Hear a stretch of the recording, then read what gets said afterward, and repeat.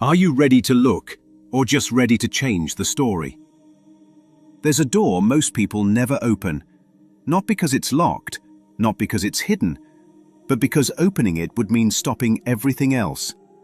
No fixing, no improving, no trying to become something better. Just opening the door and looking. Most people walk right past it. They head deeper into the house, rearranging furniture, painting the walls, renovating room after room. They want a better relationship, a better outcome, a better version of themselves. So they redesign what they can see, but they never question the structure they're standing inside. This is where the paths quietly split. There is an approach that doesn't hand you new tools, it just points to the door.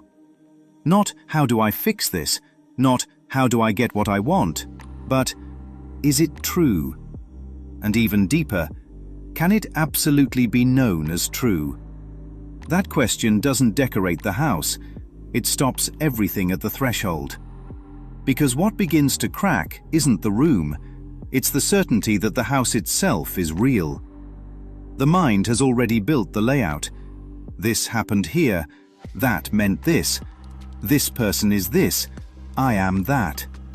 Walls, rooms, identity.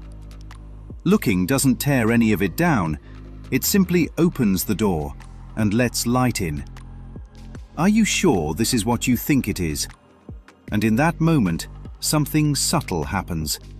The structure doesn't collapse, but the grip on it loosens. Not because a better design replaced the old one, but because the old one is no longer unquestioned. This door is never guarded, because it requires something most people avoid: willingness. No promise of what's on the other side, no guarantee of comfort, just the openness to look. Then there is another way people move through the house. They don't question it. They choose a different room and declare it the only one that exists. Not, I hope this room appears. Not, I'll try to believe it's here.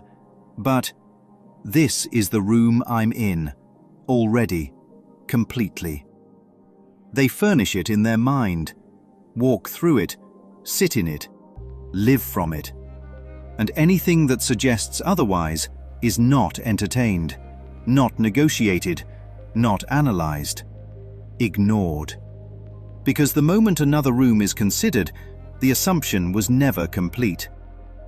This is where most people misunderstand what they're doing. They think they're moving into a new room, but they keep walking back and forth in the hallway. One moment, I'm here. Next moment, what if I'm not? That hesitation is the entire game. The shift only happens when the movement stops.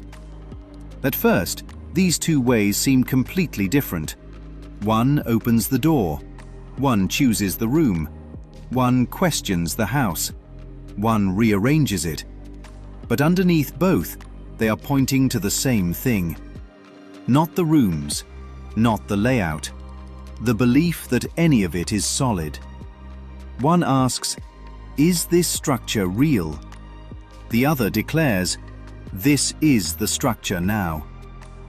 But there is a deeper realization, one that neither reaches on its own, because both are still inside the house. Whether you question it or redesign it, you are still moving within it. And this is where something quiet and absolute begins to dawn. The house was never what it seemed. There was nothing to fix. The one moving from room to room was part of the design. The walls, the rooms, the entire structure were built from the same assumption. The problem was never where you stood. It was the belief that there was a house at all. Opening the door loosens it.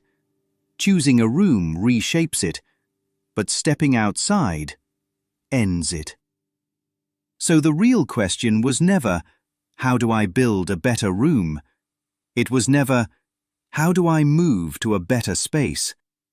It was always this: am I willing to open the door and look at the structure I believe I'm inside of? Because without that, every new room is just another version of the same house. Most people try to find a better place inside without ever questioning the house itself. One opens the door, one chooses the room, but neither matters until there's willingness to look.